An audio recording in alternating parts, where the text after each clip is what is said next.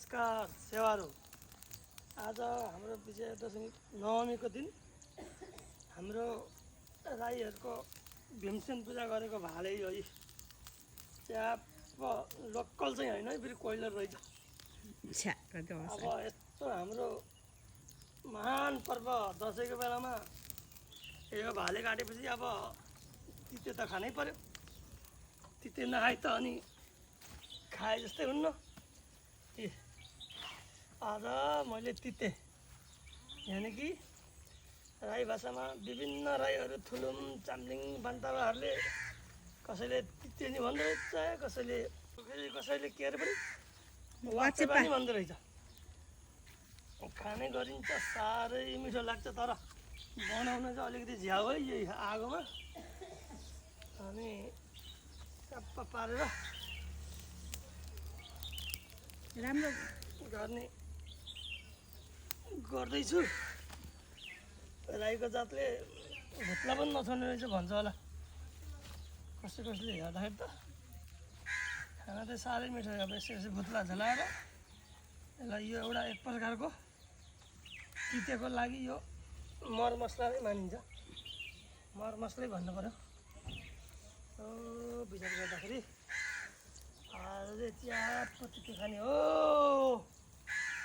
कोदोको जाँडसँग सराप लाएर यसरी च्याट पारेर खाने हो आज।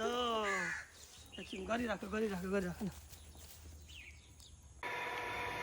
म चाहिँ आज हाम्रो कोको तिते बनाउने क्रममा छु। त्यसको भुत्ला निकालेर मसला बनाएर धुलो बनाएर त राखेको छ। अब यसको जस्तो ठुल्ठुलो बङ्गुरको खसीको भुटुवाहरूको लागि निकालिन्छ नि, त्यसले यसको पनि यो खुट्टा पखेटा घाँटी मुटु कलेजो निकालेर फेरि त्यो मसलामा मोल्ने हो। निकाल्छ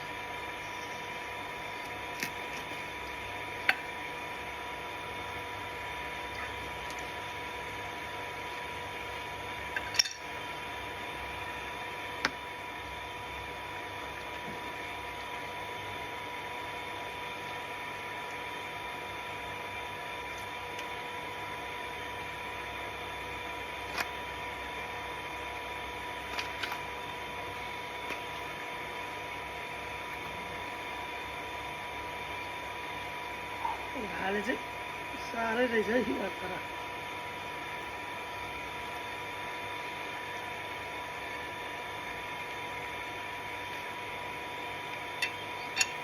अब यसलाई सानो पिस बनाएपछि आउँछु फेरि है। अब यसरी यो भुटुवा बनाउने मासुहरूलाई जस्तो मोमोको किमा बनाइन्छ नि, त्यस्तरी सानो पिसमा बनाइन्छ। यहाँ राखिन्छ। अनि मलाई त्यो कालो पनि ल्याइदिनु है, मोलेर देखिन्छु।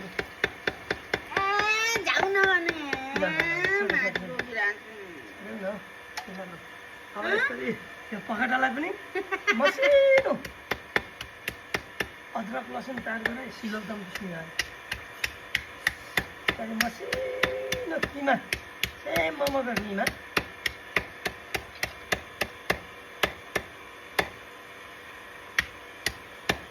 आन्द्राईलाई दिन्छ खान्छ।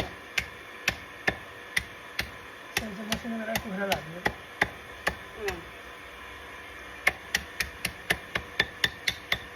यो चाहिँ हिँड्दैछ हाम्रो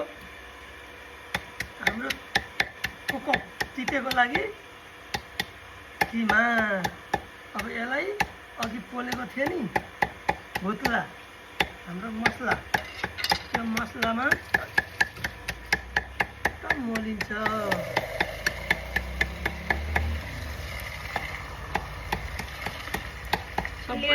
खुट्टा मुटु कलेजो पखेटालाई यस्तै किमा गरेर फेरि हाम्रो उसमा अब यसरी हाम्रो तिते बनाउने क्रममा यो सानो कुखुराको भित्रको उसहरू किमा बनाइसकेपछि अब यसलाई अघि सुरुमा मैले त्यो कुखुरा काटेको त्यो भुत्ला पोलेको थियो नि, त्यो मसला यहाँ छ। फेरि बन्द गरेर लाग्यो। यो मसला यहाँ छ। अब यो मसलामा यो अघि काटेको मासु पिस पिस मासु यसरी मोलिन्छ। अब यसरी यो धुलोमा सर मोलेपछि यो मासु कालै कालै कालै कालै कालै हुन्छ। खाँदाखेरि तितो तितो भए पनि अब अर्कै खालको मिठो टेस्ट आउँछ क्या।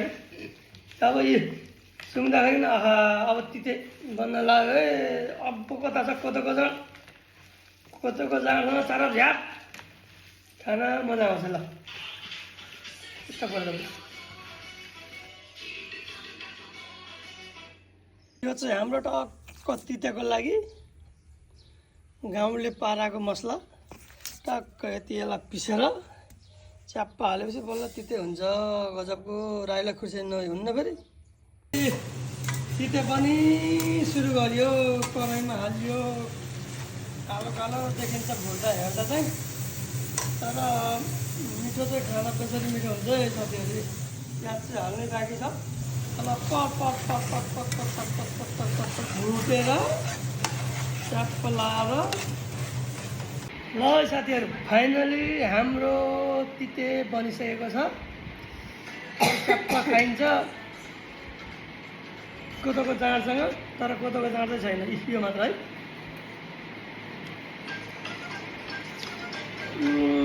दामी।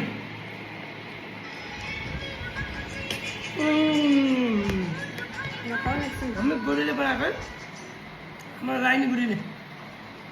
हाई गर्नु ल ल यहाँ हस् त साथीहरू, अन्तमा हाम्रो यो एउटा ट्रेडिसनल फुड वाचप्पा तिते कोको कसरी बनाइन्छ भन्ने कुरा मेरो युट्युब च्यानल BALUTHULUNG50@gmail.com मा पनि राखेको छु। कृपया गरेर हेरिदिनु होला, लाइक गरिदिनु होला, लाइक सेयर कमेन्ट गर्नु होला। हस्त धन्यवाद। सेवारो जय नेपाल।